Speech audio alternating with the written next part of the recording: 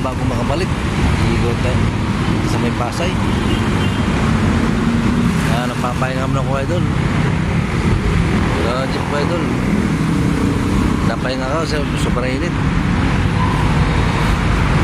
Kaya di pwede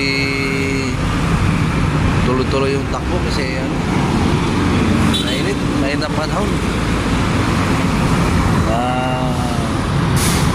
Hindi natin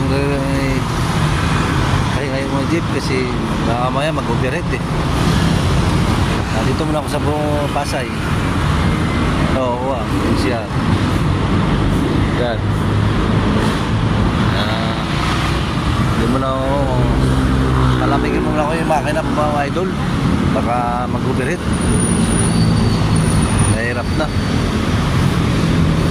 Marikir pa ako dito. Pahingaan mo muna saglit lang. May lang minutos. Good morning sa inyo lahat mga idol. Nanonood ng video ko. Huwag niyong kalimutan, paki-followers na lang.